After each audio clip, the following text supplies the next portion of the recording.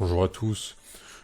Aujourd'hui, nous allons aborder une proposition de loi qui a fait grand bruit en ce début d'année. Il s'agit, comme vous pouvez le voir à l'écran, de la loi visant à interdire les réseaux sociaux aux moins de 15 ans, qui est apparue au public le 26 janvier 2026. Nous allons voir l'état actuel des articles de loi après l'adoption par l'Assemblée nationale et la revue toujours en cours au jour où je tourne la vidéo au Sénat, ainsi que l'amendement scandaleux visant à interdire les VPN qui, pour le moment, a été rejeté. Nous verrons enfin quelles solutions nous pouvons appliquer pour lutter contre ce pas en avant vers une surveillance généralisée. Commençons par examiner le texte de loi tel qu'il est aujourd'hui décrit.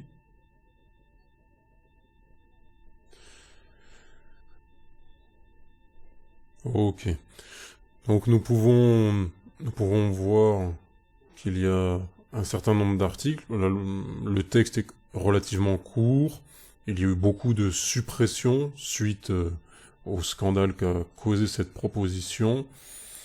Ce que nous pouvons retenir de l'état actuel de la proposition de loi est que l'interdiction au réseau repose sur les applications elles-mêmes, sur les réseaux sociaux privés, qui devront faire en sorte d'interdire aux mineurs de moins de 15 ans l'accès à un service de réseau social. Comment ils vont s'y prendre? De la même manière que ce qui était prévu à l'origine, il n'y a pas 36 façons de vérifier que quelqu'un est mineur ou majeur. Il va falloir scanner les cartes d'identité des utilisateurs. Et si cette loi doit entrer en vigueur en septembre de cette année, certaines plateformes n'ont pas attendu la fin des délibérations ou l'adoption de cette loi. On peut regarder par exemple du côté de Discord, qui dès mars va implémenter la vérification de l'âge de ses utilisateurs, que ce soit de manière biométrique ou via la carte d'identité. Donc ce que nous pouvons voir dans cet article des numériques, oui, nous pouvons voir cette information ici. Discord promet que les documents seront rapidement supprimés après inspection. Bien sûr, nous pouvons les croire sur parole. Un selfie vidéo pourra être pris afin d'estimer l'âge de l'utilisateur. Donc vous voyez, les méthodes utilisées sont vraiment intrusives. Et Discord les utilise déjà, en réalité, pour les utilisateurs australiens, ainsi que ses utilisateurs du Royaume-Uni. Donc, d'autres plateformes sont un peu moins compliant, on pourrait dire, mais elles vont toutes devoir passer par un processus de vérification de l'identité ou d'estimation, que ce soit biométrique, etc. Ne vous y trompez pas là-dessus. Dans notre malheur, nous avons un petit peu de chance, car l'amendement AC56 a été retiré. J'ai dit tout à l'heure qu'il avait été rejeté. C'est pas exactement le cas. Il a été retiré, n'a pas été considéré comme irrecevable, ce qui présage de ce qui sera fait à l'avenir. En effet, la volonté pour le pouvoir en place d'interdire les VPN n'est pas nouveau. Une proposition d'amendement datant de 2013, également proposée par Renaissance, avait été mis en avant et rejeté à l'époque. On voit que c'est un sujet récurrent. Donc, en ce qui concerne cet amendement, on peut le regarder un petit peu dans le détail, vous voyez. Il est interdit à tout fournisseur de services de réseau privé, virtuel ou assimilé de vendre, fournir, à titre gratuit ou onéreux, ou permettre de la souscription dans un amendement à un mineur de moins de 18 ans, sans autorisation explicite et vérifiable d'un titulaire de l'autorité parentale. Je vous laisserai aller lire la suite, mais ce que ça impliquait, avec bien sûr des sanctions en cas de manquement, c'était de lier votre identité à votre fournisseur d'accès VPN, comme ce sera le cas demain avec vos comptes de réseaux sociaux. Voilà. L'objectif final reste le même, de supprimer l'anonymat sur Internet. On peut s'arrêter 2 minutes sur la personne qui a proposé cette loi, qui est du parti Ensemble pour la République, donc le parti issu de la majorité. J'ai dit tout à l'heure que la proposition en 2013 avait été faite par le parti Renaissance de mémoire. Il me semble que c'est le parti d'Édouard Philippe. Bon, donc c'est pas exactement le même parti, mais bon, c'est bonnet blanc et blanc bonnet. Ce qui est assez cocasse avec cette madame Cogia, c'est qu'elle a été élue députée au titre de la 5e circonscription des Français établis hors de France. La 5e circonscription des Français établis hors de France, ça regroupe l'Espagne, le Portugal, Andorre et Monaco. Donc, c'est quand même assez cocasse de remarquer que même hors de France, ces gens-là restent des parasites. Ils fuient une situation qui est devenue épouvantable en France, mais ils contribuent par leurs actions à l'empirer.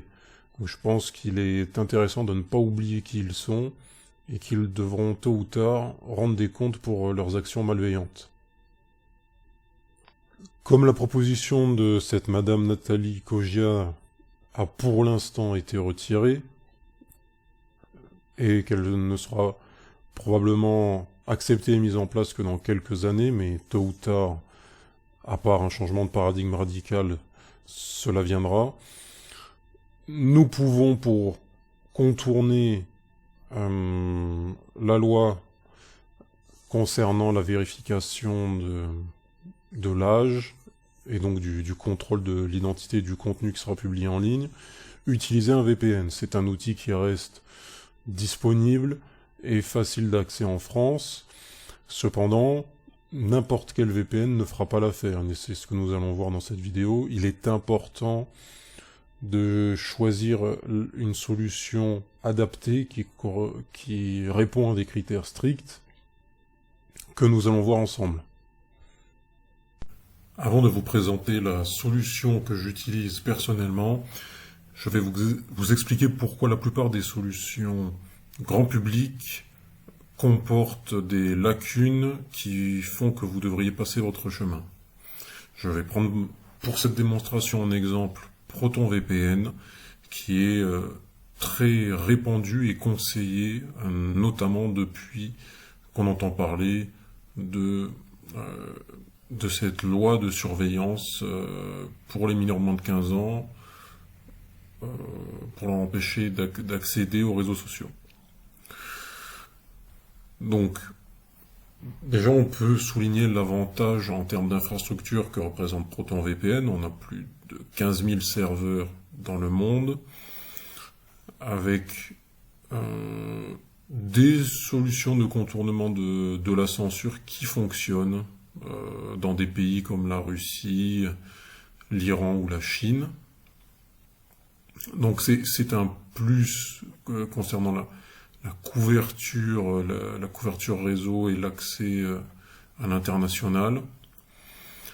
Cependant, un certain nombre de choses sont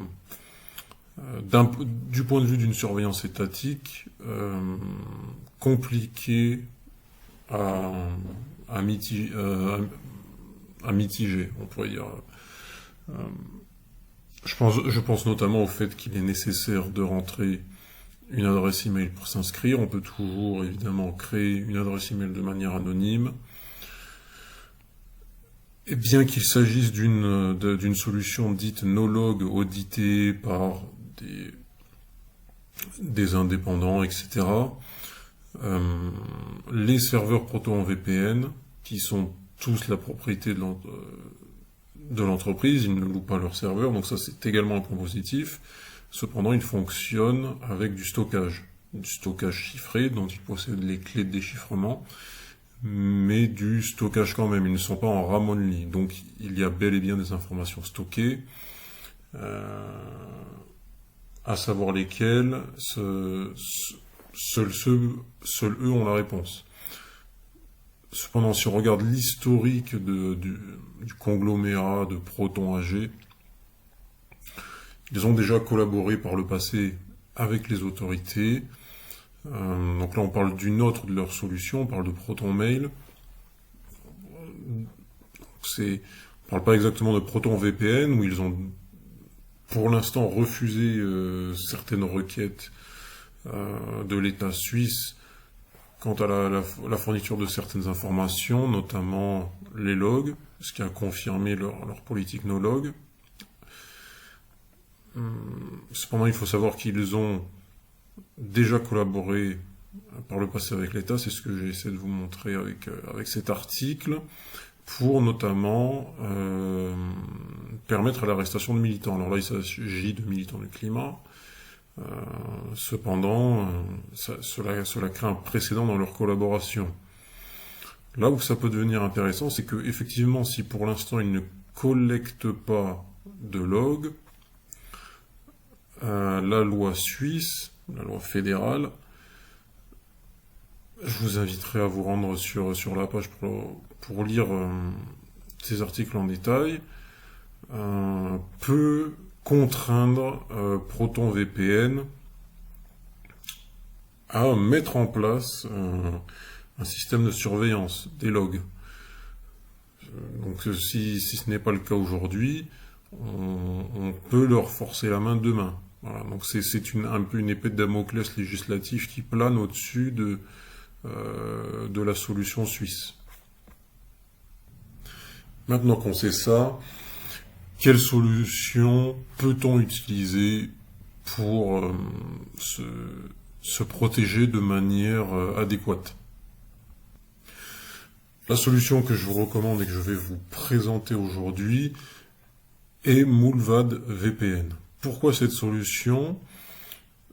Tout d'abord car il s'agit de la seule entreprise ayant collaboré activement avec le Tor Project afin de créer leur propre navigateur, dont nous parlerons peut-être une autre fois, ce qui témoigne de leur engagement et de leur sérieux quant à l'anonymat. Donc ça c'est pour un petit peu la confirmation par pair. Le prix est certes plus élevé que d'autres solutions plus grand public, hein. On est à 5 € par mois, mais contrairement à ProtonVPN, vous pouvez payer par exemple en Monero, vous pouvez payer également en cash, mais aussi en achetant des sortes de cartes prépayées au dos desquelles vous aurez un code à rentrer sur votre compte. Donc vous pouvez les acheter sur Amazon. C'est une solution que je vous recommande si vous n'êtes pas familier avec les crypto-monnaies et que vous souhaitez un moyen de paiement relativement anonyme. Donc évidemment, Amazon saura que vous avez acheté une carte dite prépayée pour Mullvad VPN, mais n'ayant pas connaissance de votre numéro de compte, ils n'auront aucun moyen de lier vos activités via votre compte VPN à vous-même. Donc c'est une solution intermédiaire intéressante pour les gens qui ont un faible background technique concernant les transactions blockchain et notamment via la blockchain Monero. Maintenant, je vous encourage aussi à gagner en compétences là-dessus. Ça peut être cependant une bonne porte d'entrée. Donc comment cela se passe pour ajouter cette solution? Vous faites commencer, évidemment. Vous pouvez télécharger directement le client sur votre machine ou commencer par générer un numéro de compte. Donc ça c'est très utile, notamment pour si vous souhaitez payer plus tard, notamment avec une carte prépayée, vous notez votre numéro de compte, vous téléchargez le client, vous vous connectez, puis vous payez ensuite. On rentrera dans les détails un peu plus tard. Je vais vous présenter les avantages de cette solution. Tout d'abord, Mullvad VPN est enregistré en Suède, donc il est soumis à la législation suédoise. Quel est l'avantage par rapport à la législation suisse? Il est, comme vous pouvez le lire à l'écran, c'était un peu plus bas. L'Electronic Communications Act qui pourrait forcer l'implémentation d'une surveillance dans leur VPN ne s'applique pas justement aux VPN. Les VPN, d'après la LEC, n'appartiennent pas au réseau de communication électronique ou aux services de communication électronique. Donc c'est une différence quand même de taille, bien qu'à l'instant T, les deux solutions peuvent se valoir sur le papier. C'est une garantie supplémentaire de stabilité. De plus, Mullvad VPN a fait l'objet d'un raid de police. Si ProtonVPN a déjà reçu des requêtes du gouvernement fédéral suisse, Mullvad VPN a été carrément perquisitionné. Donc, les forces de l'ordre suédoises sont venues récupérer des informations telles que les adresses IP des clients, leur communication, etc.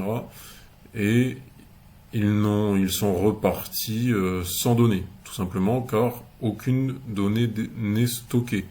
Donc ça date d'avril 2023. Et ce qu'il est important de comprendre, c'est que la politique no-log en elle-même, telle qu'elle est présentée, est un atout, mais il y a un deuxième atout qui est l'utilisation de serveurs qui fonctionnent uniquement en RAM, ce qui n'est pas le cas de ProtonVPN par exemple. Qu'est-ce que cela veut dire? Si vous avez une saisie par les forces de l'ordre et que certaines informations sont stockées sur les serveurs en dehors des logs, il vous suffit d'éteindre les serveurs et toutes les données sont effacées. Alors, ça prend quelques secondes, mais c'est en général suffisamment rapide pour empêcher la collecte des données. Un autre avantage que possède Mullvad VPN par rapport à ses concurrents, c'est qu'il n'utilise plus depuis peu OpenVPN et passe uniquement sur WireGuard qui utilise des protocoles de chiffrement plus robustes. On pense notamment au SHA-20 etc. Donc c'est un avantage en termes de robustesse qui vient ajouter au sérieux de l'entreprise. On peut le vérifier sur la page où ils listent leurs serveurs, qui sont assez transparents là-dessus. Donc vous voyez que il n'y a plus que les serveurs WireGuard. Si on va sur les serveurs qui sont hors ligne, certains d'entre eux ont le protocole OpenVPN.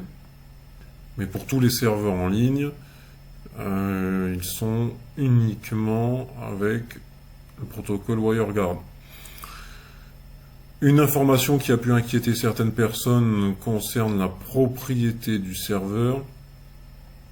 En effet, tout contrairement à ProtonVPN, tous les serveurs ne sont pas leur propriété. Certains sont loués.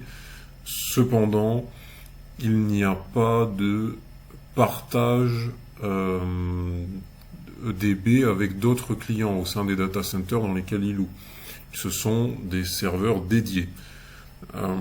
Donc, je dirais que c'est un moindre mal et c'est une compartimentation qui est rassurante dans ce cas de figure. Un autre avantage par rapport aux solutions on pourrait dire de grande distribution, de grand public, c'est l'usage d'une protection anti-intelligence artificielle. Comment utiliser l'intelligence artificielle dans le cadre de l'observation du trafic? Eh bien, si le trafic est chiffré, on peut tout de même reconnaître des patterns à travers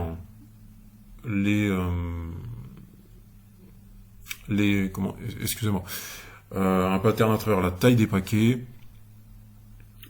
qui échange avec qui, à quelle fréquence, etc. Comment va venir s'interfacer cette protection? C'est elle va déjà uniformiser la taille des paquets. Vous voyez, constant packet sizes. Donc tous les paquets sortants feront le même nombre d'octets, ce qui rend déjà plus difficile l'observation. Et entre chaque paquet, chaque requête légitime, il va venir injecter des données randomisées pour venir fausser l'observation. Voilà, donc ce sont des solutions qui, combinées les unes avec les autres, créent une vraie différenciation par rapport aux solutions traditionnelles. Pour terminer avec les avantages, si ProtonVPN intègre une solution anti-censure pour une solution de proxy anti-censure pour les pays où il y a des pare-feux à l'échelle des fournisseurs de services, je pense notamment à la Chine, à l'Iran, à la Russie. MoveVPN utilise un proxy open source qui s'appelle ShadowSox, qui est certes moins efficace que celui de ProtonVPN, mais qui est implémenté et qui a le mérite d'être là. Peu de solutions implémentent des solutions fiables comme celle-ci, mais ProtonVPN garde un léger avantage sur ce point-là. Pour l'instant, en France, ce n'est pas vraiment un élément différenciant, ça le sera peut-être à l'avenir. Mais si vous habitez dans des pays où le contrôle de l'État sur l'accès au réseau est très fort, comme la Chine, l'Iran ou la Russie, ou même parfois Cuba, où les connexions peuvent être difficiles, je vous recommande pour l'instant de plutôt rester sur des solutions comme ProtonVPN si vous vous rendez compte que Moonvad a du mal à fonctionner. Avant de passer à un petit tour d'horizon du client VPN, je vais également faire une passe rapide sur une autre solution IVPN qui est également plébiscitée dans les communautés qui cherchent un anonymat sérieux, qui est une solution qui se rapproche de Moonvad VPN, mais d'après moi, avec un historique plus faible. Pas de perquisition ratée de la part de la police. C'est une solution moins éprouvée dans l'ensemble, mais qui implémente des features tout aussi intéressantes. Bon, vous voyez par exemple toujours la présence d'OpenVPN, etc. Et qui peut être intéressante et qui est présente par défaut sur le store Acrescent, qui est un store Android réputé pour les solutions de cybersécurité et d'anonymat. Donc voilà, ça valait le coup de passer une minute ou deux, histoire de porter cette solution à votre connaissance.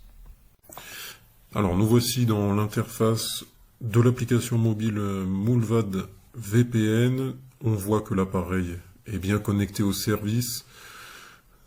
Sur un serveur qui est au Brésil, on peut éventuellement changer de localisation. On peut voir voilà tous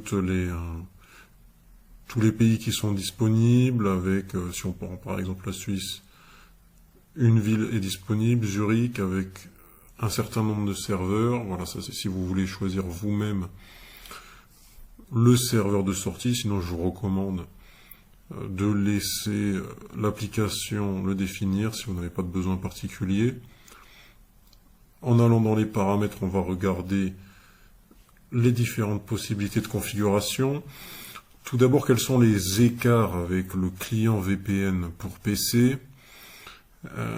Eh bien, l'apparence, dans un premier temps, ce qui va permettre de sélectionner comment votre application sera reconnaissable parmi la liste des applications. Donc de base, c'est bien sûr Moonvad VPN.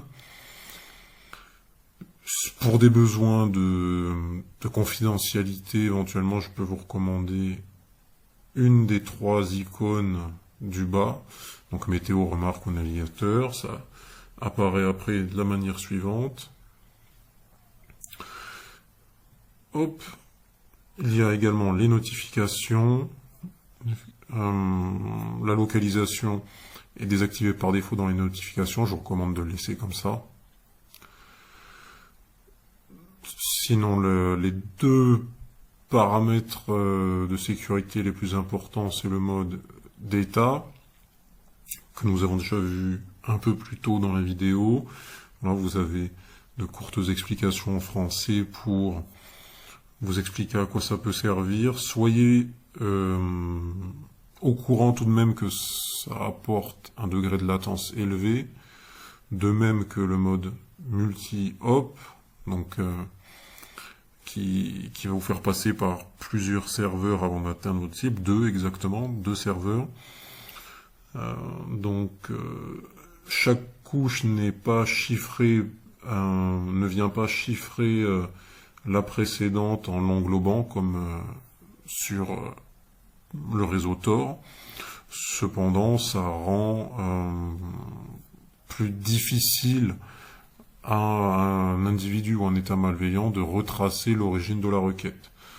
C'est intéressant de l'utiliser si vous ne consommez pas de contenu vidéo sur YouTube ou autre. C'est vraiment ces 2 modes que sont data et multi-hop vont le plus impacter les contenus vidéo. Pour tout le reste, vous pouvez l'utiliser sans problème.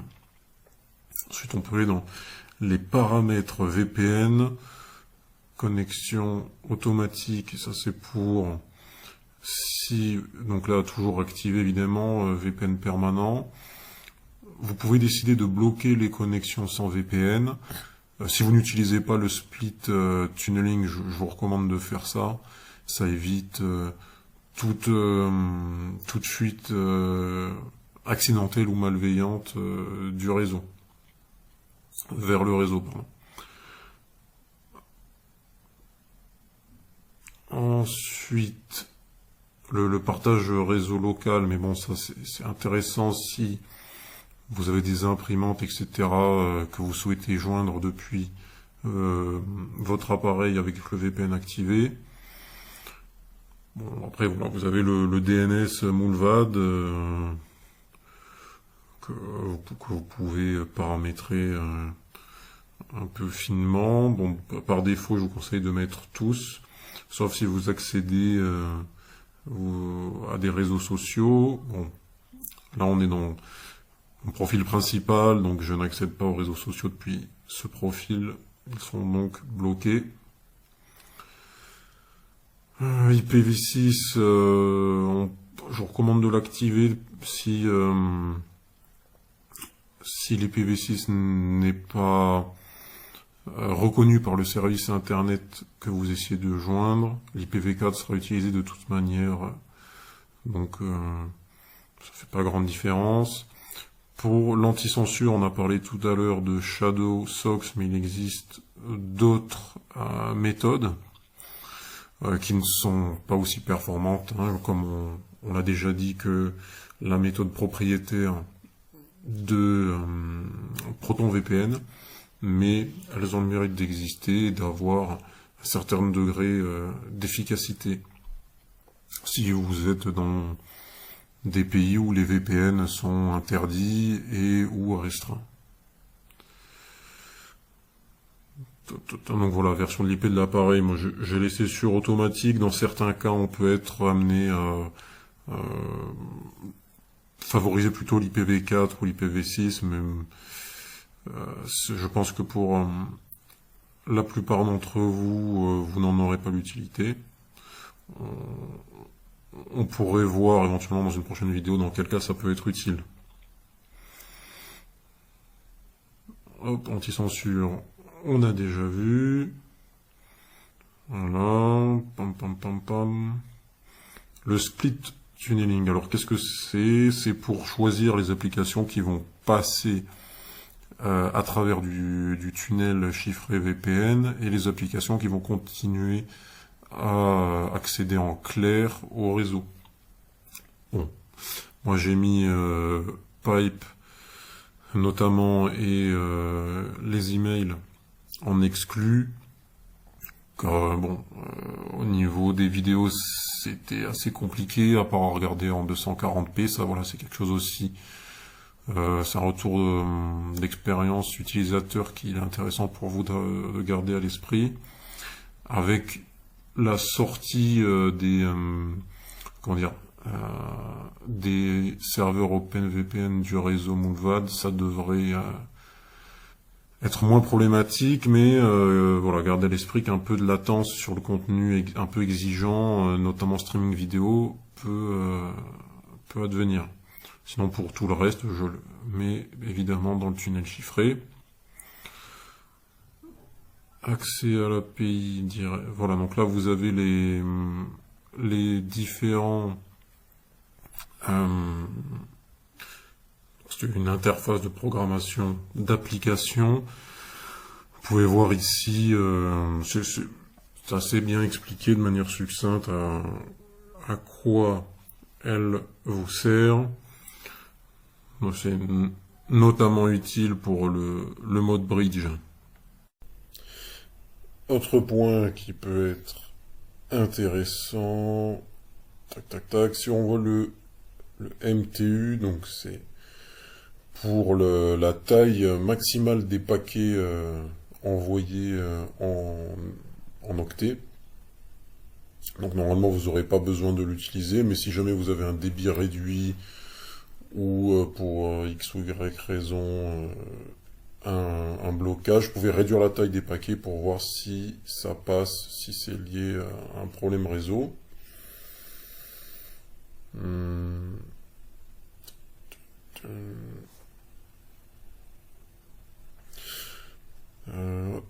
C'était au même endroit, non? Oui, voilà. La substitution d'IP de serveur peut également être utile si vous êtes dans un pays qui bloque l'accès au serveur VPN en appliquant un filtrage IP. Donc ça vient en complément du mode bridge qui sert également à contourner le filtrage IP. Voilà, ça peut être intéressant à savoir. Bon, on a terminé ce rapide tour d'horizon pour aujourd'hui. Éventuellement, au besoin et au gré de l'évolution des réglementations françaises, on ira plus ou moins dans le détail. Pour clôturer cette vidéo, nous allons regarder rapidement les différents moyens de paiement qui existent pour ajouter du crédit à votre compte. Je vais me connecter. Donc vous avez les espèces. Voilà, donc bien suivre les instructions, voilà, indiquées. Je vous laisserai regarder ça en détail. Il y a aussi les bons. Donc ça, c'est ce dont on parlait tout à l'heure. Les cartes prépayées, vous allez trouver donc un code au dos qu'il faudra rentrer ici et envoyer. Les crypto-monnaies sur lesquelles vous avez une réduction, comme sur les bons d'ailleurs, les bons pour 12 mois. Vous voyez, Monero, Bitcoin, Bitcoin Cash, Bitcoin Lightning. Je recommande évidemment Monero si vous ne voulez pas payer en espèces ou en bons. Ça apportera un degré supplémentaire de sûreté, mais cela demande un peu de technique. Évidemment, les moyens de paiement plus traditionnels existent. Cependant, je vous les déconseille, pour des raisons évidentes. Si on revient rapidement sur notre politique de stockage des données, il faut savoir que, en fonction de votre moyen de paiement, certaines informations vont différer. Donc déjà, quelles informations sont stockées? Bon, bien sûr, votre numéro de compte, mais il n'y a pas d'identifiant, comme l'adresse mail, nom, prénom, etc., qui sont stockés.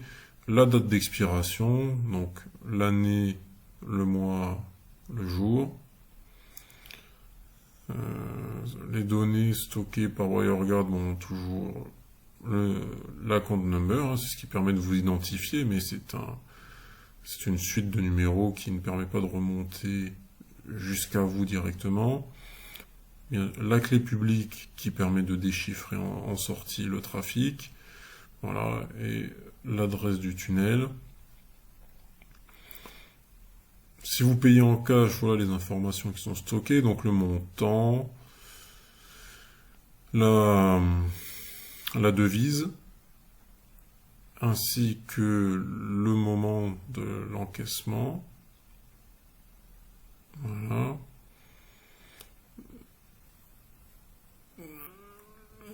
Alors, pour les crypto-monnaies, il y a une information intéressante par rapport aux autres. En effet, le montant, la devise, donc le type de crypto et le timestamp sont stockés pour une durée de 20 jours, après lesquels ils sont supprimés. À l'exception de Monero, pour éviter comme Monero permet de brouiller, on va dire, les pistes pour remonter jusqu'à l'expéditeur, il conserve une trace, donc un hash de la transaction, pour éviter que vous puissiez vous créditer plusieurs fois le nombre de jours que vous avez payé. Bon, voilà. Mais de toute manière, la blockchain Monero rend très compliqué le fait qu'on puisse remonter jusqu'à vous.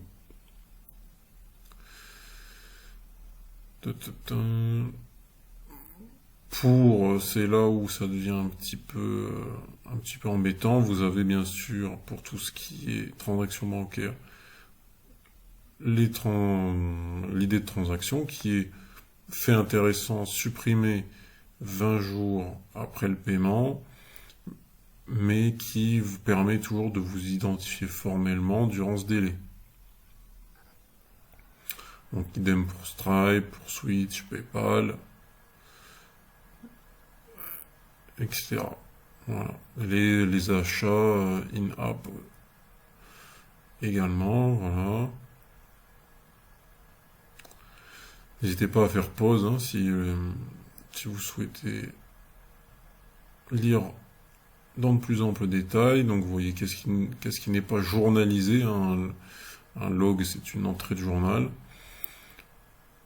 Le trafic n'est pas journalisé, les requêtes DNS non plus, etc. Voilà.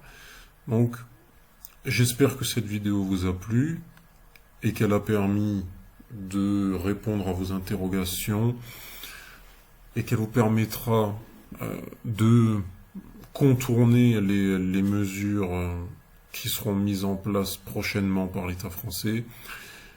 Si j'ai, pour une raison ou une autre, été incomplet de votre point de vue, n'hésitez pas à poser vos questions en commentaire, j'y répondrai avec plaisir. C'est le privilège des petites chaînes, c'est que je peux interagir avec tout le monde.